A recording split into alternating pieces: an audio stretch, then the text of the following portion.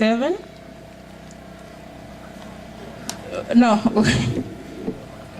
mwaka wa 2005, kisha akaendelea katika shule ya upili ya St. Joseph's High School Kitale. Baadaye akamalizia masomo yake Friends School Bwake. Alimaliza KCSE mwaka wa 2009.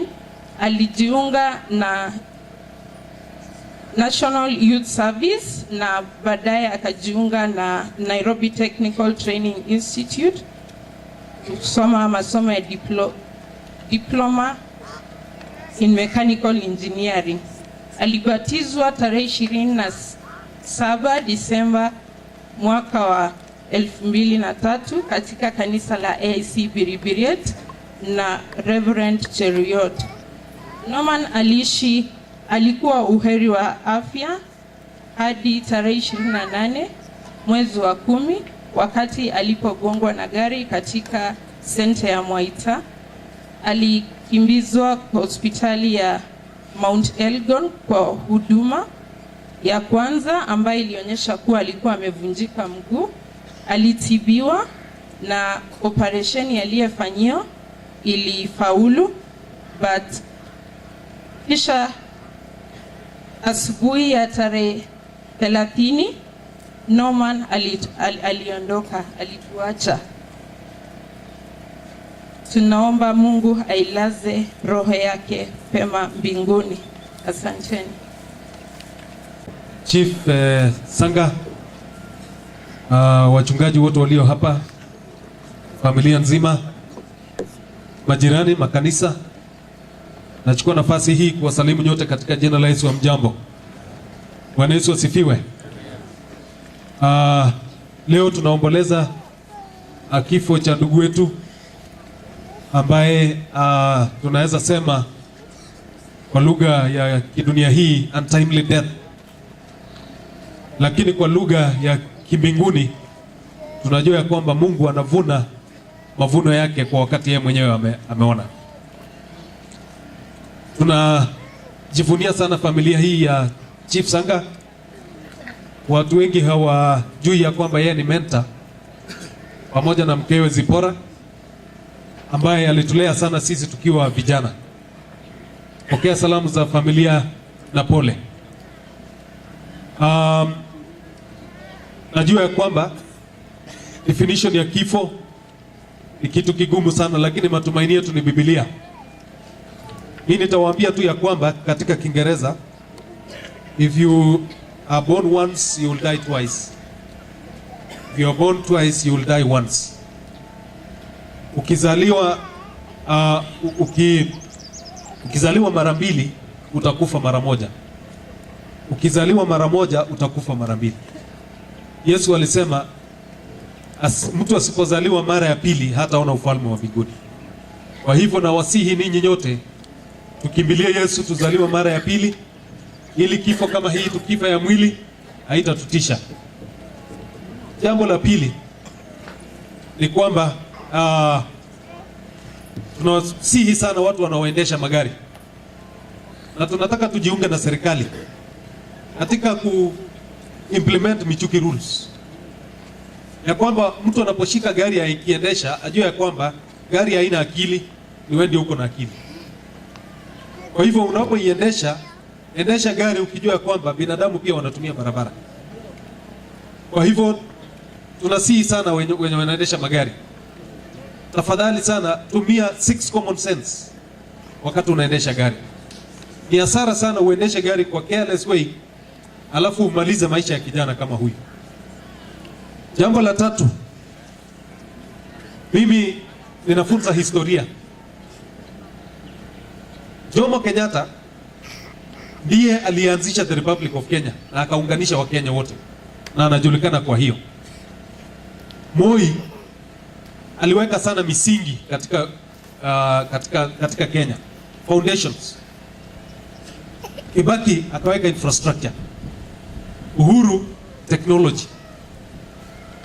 Moi ninaenzi sana, sio kwa sababu mimi ni Mkalenjin, lakini kwa sababu ameweka misingi mingi sana katika nchi hii ya Kenya, na nataka nitaje referral hospitals 3 katika Kenya, ya Mombasa, ya Kenyatta na MTRH. Na ninaomba sana madaktari, wakati unaona case ambayo una handle wewe hauiwezi, tafadhali refer that case to the, sisi tuko na baraka katika eneo hii ya North Rift, tuko na MTRH. Refer a cases, be honest to yourself. Si ati ukishindwa ni kusema au kusoma. Ukishindwa inamaanisha kuna mtu wa pili anaweza kukusaidia. Refer that case as soon as possible, iende katika mikono ya madaktari ambao wamesoma. Nataka niwaeleze, specialists wako chungu nzima Eldoret kwa sababu ya MTRH. So mimi ninauliza madaktari, tafadhali be honest to yourself. If a case is beyond, unajua katika matibabu, if diagnosis is not successfully done, treatment cannot be well done. So if you know that you don't have the right machinery to do diagnosis, kwa sababu mimi nimesoma case ya huyu kijana, it was very possible to be handled in MTRH and I know things would have been right. So madaktari, tafadhali be honest to yourself na everybody.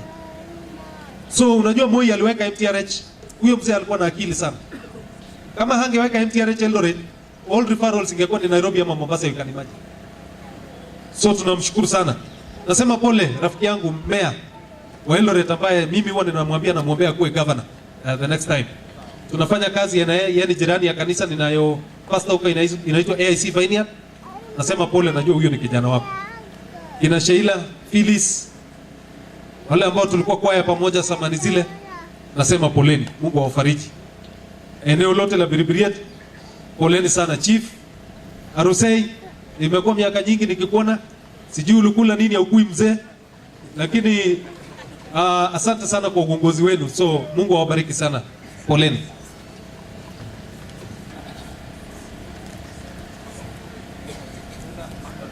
Jamii ya mzee Yutsanga na mama Spora, watoto wote Rorya Tugul, kanisa ambaye iko hapa kwa ajili ya kumlaza na kumwelekeza kwenda zake. Norman, nipe ruhusa kwa unyenyekevu ili tuleta askofu aweze kuwabariki na neno la Mungu. Hebu tuinue mkono tukisema Bwana asifiwe. Asante.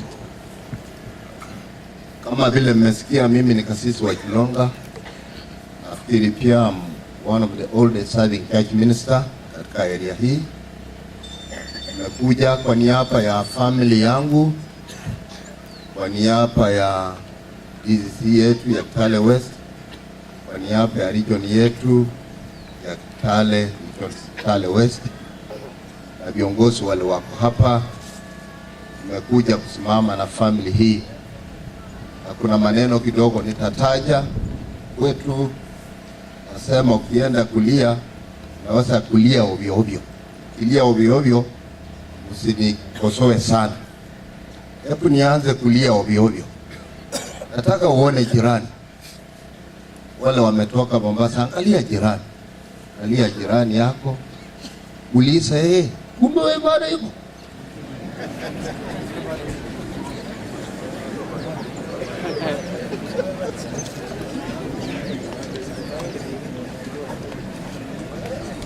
Asante.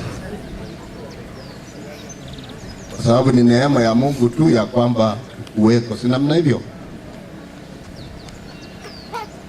Askofu atalete maneno na mimi pia huwa nasumuza na Mungu. Nitamuuliza Mungu asimamishe mvua mpaka tumalize kazi ndio ikuja askofu.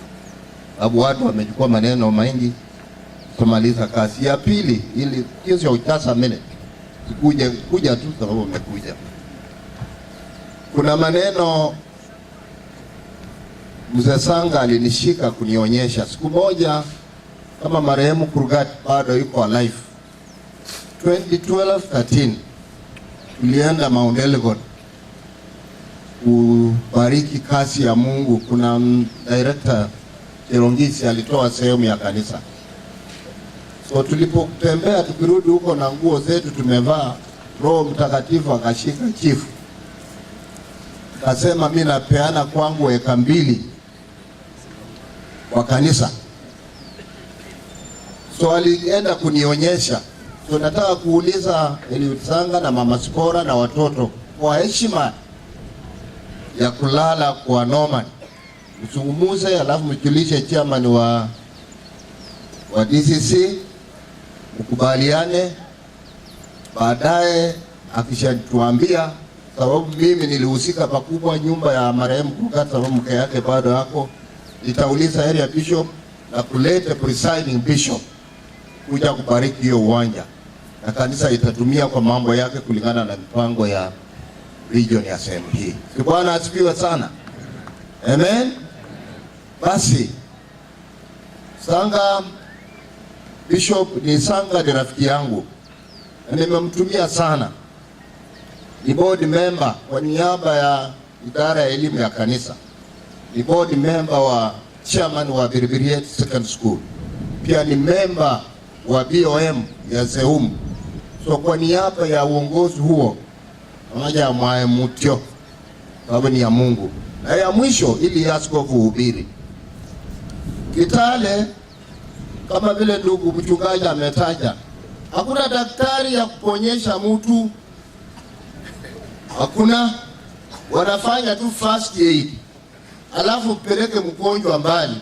Kuto yuko hapa, kama tungefanya kazi na hii wazee, Kuta angekuwa marehemu. Tulikimbiza Eldoret ndio akapona. Haya, Bishop mchungaji Matui alikuwa na pikipiki hapo kwa Sirius, wakapeleka hapa Kitale, wanasema utapona tu, idai. Na wengine wengi, fanya first aid kama vile mchungaji amesema, kimbiza mgonjwa Eldoret haraka, au wafanye tu first aid, alafu mkimbize mgonjwa. Huyu kijana angekufa, nasikia alienda paka sukari kakosa kwa mwili. Mtu kabisa. Hiyo madaktari wachunge hiyo, na wale watu sababu maneno yanaweza tokea kama jambo limetokea, kimbiza mgonjwa haraka, pitia tu Kitale, lakini peleke Eldoret, hata Nairobi iko hasara gani? Tunaweza kujenga pesa. Si Bwana wabariki.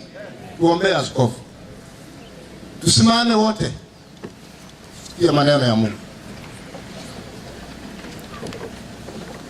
Ongeza, kwa sababu tuko mbele yako Mungu, na mtumishi askofu wetu Reverend Tarus amesimama kupanda mbegu ya kutuliza mioyo ya hao watu. Jamii hii imeathirika pakubwa, poteza kijana mdogo ambaye ilipatizwa na marehemu Teriot, yuko mbinguni na naamini wamekutana. Nataka kubariki yale maneno atasema ili tulize mioyo yetu.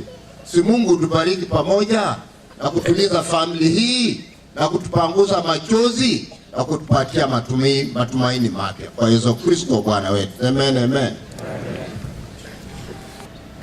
Pokea pia pole za presiding bishop, pia ametuma rambirambi zake akisema pole sana jamii hii ya Sanga.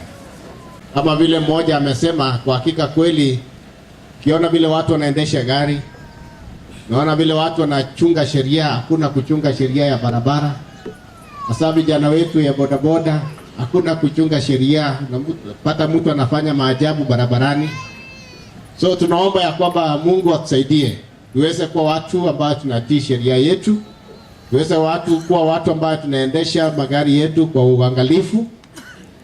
Mambo ambayo inaitwa over speeding, mambo ya kuitwa ambayo inaitwa overtaking, ndio mambo mengi ambayo inaleta hasara sana katika nchi yetu. Kwa hivyo sitaki niseme hiyo kwa sababu si kuwa nasimama kwa sababu ya hiyo. Nataka niseme pole sana ndugu wetu Chief pamoja na mke wake. Hawa ni watu ambao tunajivunia hawa. Unasikia vile wamesema ya kwamba kuna uwanja wametoa kwa ajili ya kazi ya kanisa. So ni watu ambao wanampenda Mungu na wanamtumikia Mungu. Kwa hivyo tunasema pole sana kwa yale ambayo ilitokea. Unajua kama imetendeka na ni vizuri kukubali na kusema ya kwamba kweli imefanyika. Nataka tusome neno fupi katika Biblia, labda utaweza kuwa na Biblia mahali ulipo. Wakorintho wa pili mlango wa 5 mstari wa 1 mpaka 3.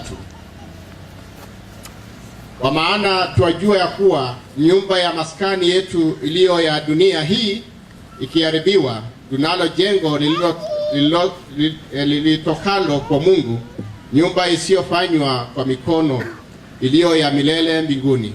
Maana katika nyumba hii twaugua, tukitamani sana kufikwa kao letu litokalo mbinguni. Ikiwa tukiisha kufikwa, hatutaonekana tu uji. Kwa sababu sisi tulio katika maskani hii twaugua tukilemewa, si kwamba twataka kufuliwa, bali kufikwa ile kitu kile kipatikanacho na mauti kimeswe na uzima. Tumekuja hapa kwa sababu ya jamii hii na sababu ya marehemu kusindikisha mwili wake kwenda mahali pake. Lakini Biblia inatukumbusha jioni ya leo ya kwamba hii mili ambayo tunayo ni mili ambayo inaisha, mili ambayo sio permanent.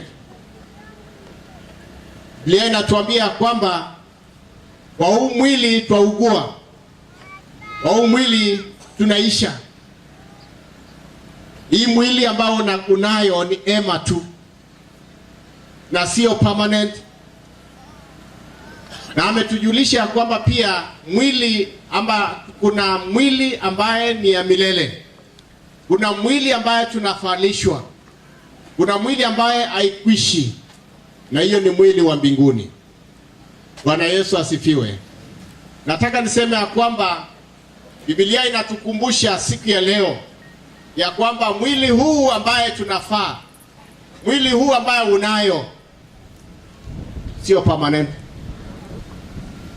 Anything can happen anytime katika huu mwili ambao unabeba.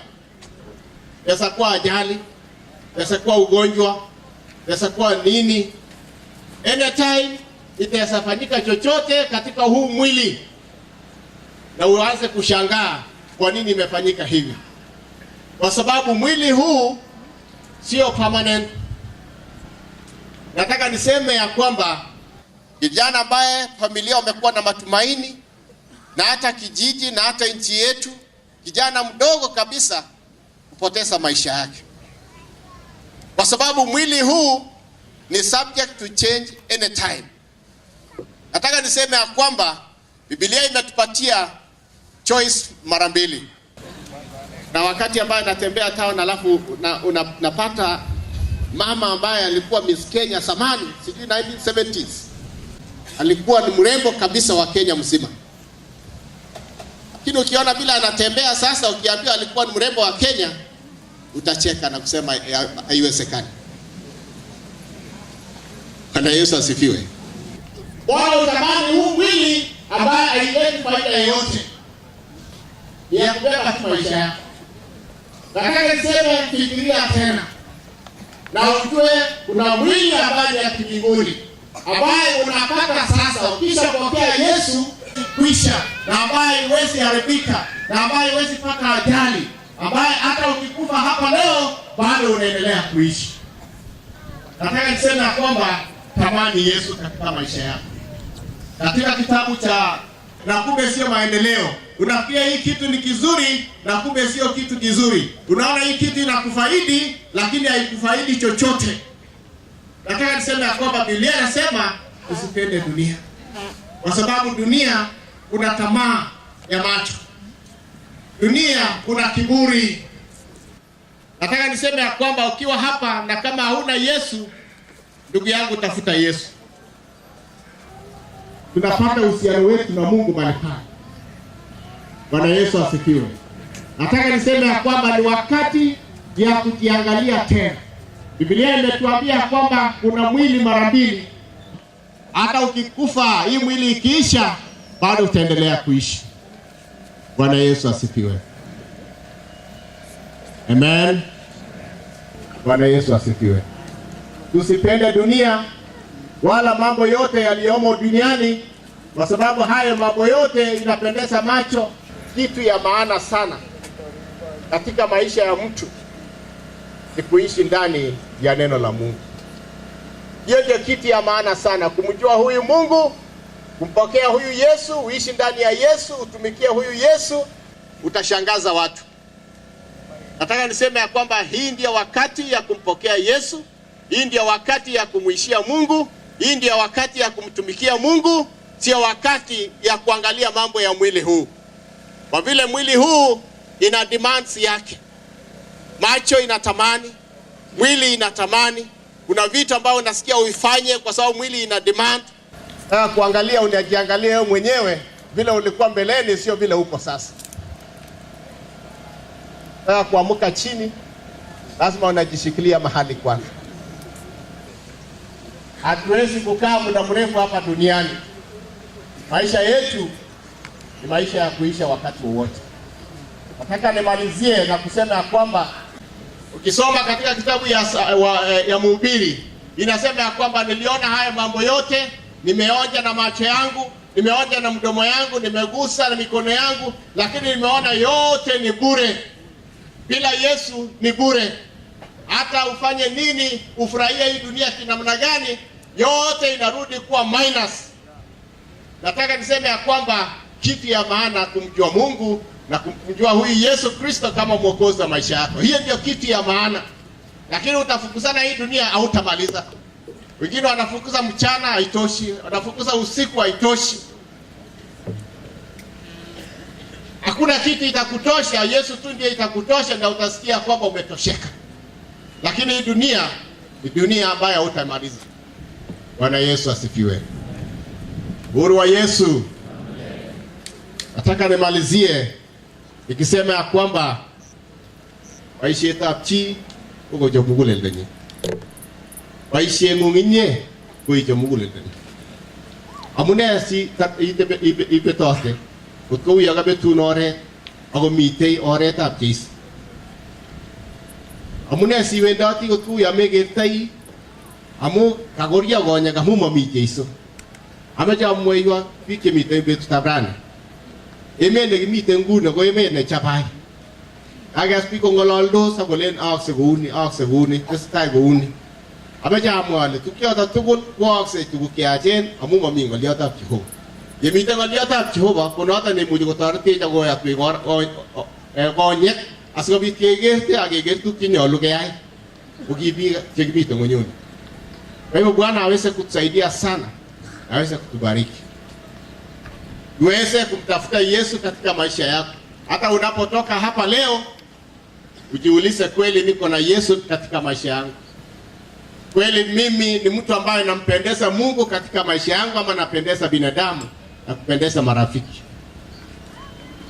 Hebu na tuombe. Baba, katika jina la Yesu tunakushukuru, tunainua jina lako. Tunasema ni asante sana Mungu wetu, kwa sababu wewe ni Mungu ambaye unatubariki na kutujenga na kutuinua. Baba, umetuonesha ya kwamba mwili huu ni hema tu ambaye inaharibika wakati wowote. Na kweli tumeshuhudia na macho yetu na tumeona ya kwamba Mungu, tunaenda tukibadilika kama binadamu. Nafika mahali ambayo huwezi kujiamini ya kwamba kweli ni wewe kweli. Tunaomba Roho wako Mtakatifu aweze kuongea na kila mmoja wetu kwa huu mkutano, na tuweze kuona ya kwamba Mungu wetu sisi tu wapitaji. Tuweze kuona ya kwamba kitu ya muhimu ni kupokea wewe kama mwokozi wa maisha yetu. Tuweze kuishi maisha ya kukupendeza, maisha ya kufurahia wewe Mungu wetu, sio vitu ambaye ni ya dunia hii. Ule vitu ambaye ni ya dunia hii ni ya kubadilika, ni vitu ambaye inaisha, ni vitu ambaye inatudhuru, ni vitu ambaye Baba inatuangamiza. Baba, tunasema ni asante kwa kutubariki.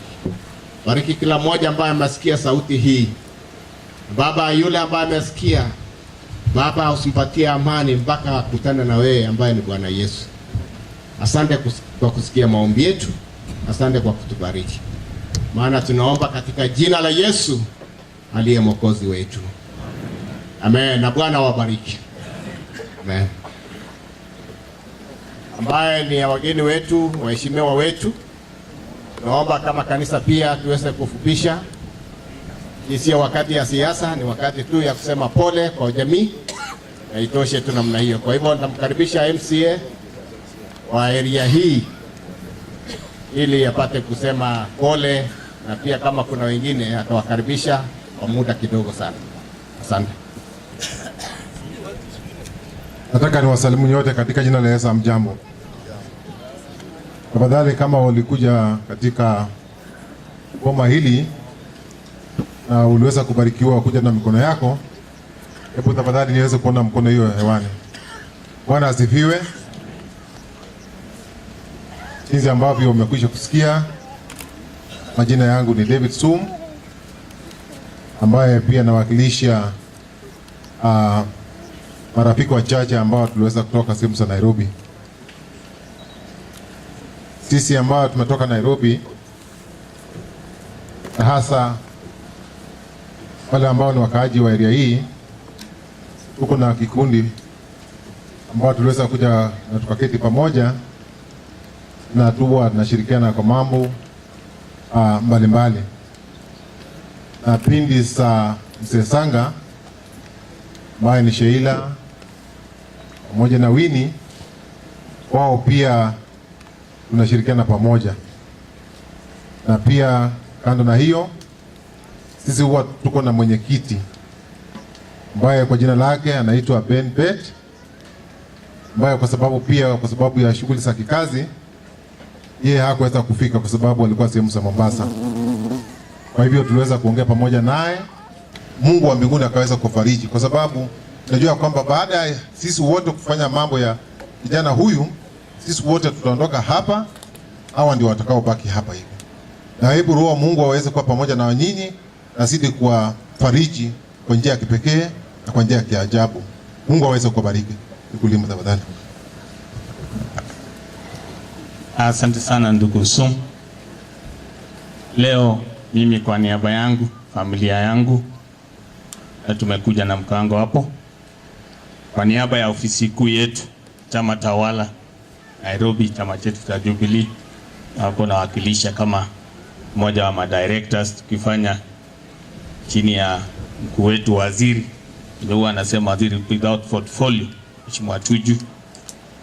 Kwa niaba yetu kama ofisi, kwa niaba yetu kama chama, wakuu wetu, anzia wakuu, nikisema wakuu tunaelewa ni wakuu wapi, mpaka huku wenye tuko na MCA, naomba pokea rambirambi zetu. Sote tumekuja hapa na nimewakilisha wote, na kwa niaba yetu sema pole familia, pole chief, pole Sheila ambaye ni rafiki yetu kwa karibu sana Nairobi, na pole yenye wote. Ango piga koko ni alinakumutio sababu tumepoteza kijana ambaye hata maisha yake ndio alikuwa anapanga bila anavyoweza kuanza. Poleni sana. Asante. Kwa ufupi, ama mutya wakani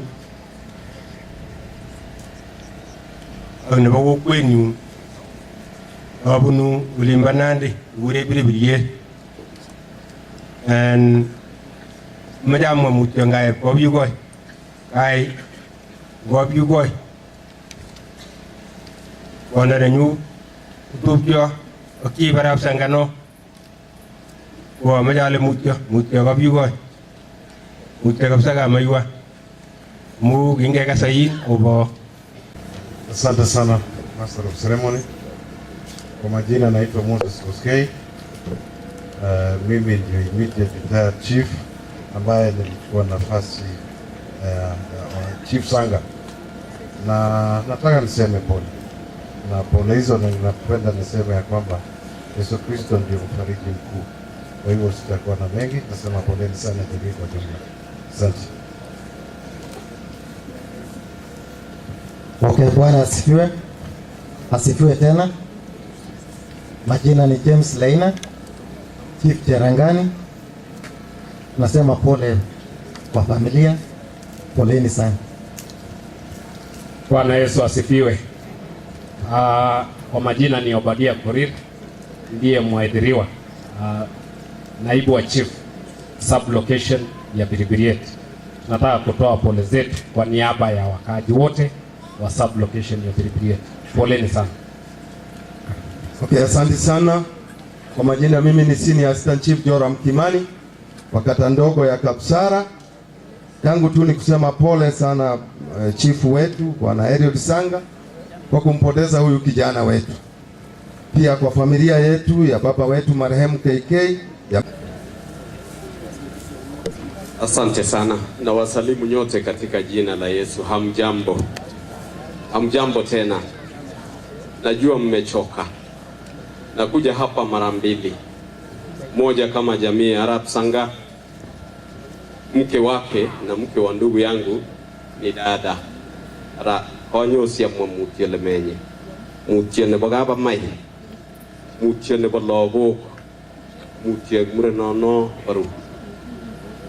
Pili, natoa rambirambi kwa niaba ya Agricultural Society of Kenya North Rift Branch, ambaye mzee huyu Sanga ni live governor. Najua labda katikati yetu kuna live governors wengine wa Agricultural Society of Kenya wangefika hapa, lakini kwa sababu kuna kazi nyingine mahali hawajaweza kuja. Nimepata ujumbe kutoka ofisi yetu kuu kule Nairobi, ambaye mimi ni council member, kwamba nitoe rambirambi za society kwako pamoja na mama, kusema pole mutia mising engai amu meta bwiro. Mwisho ni rambirambi za branch yetu ikiongozwa na chairman Karus, angekuwa hapa pamoja nasi, lakini kwa sababu ya mkutano hiyo hajaweza kuja. Mutia mising. Tuko na Bwana Kirior ambaye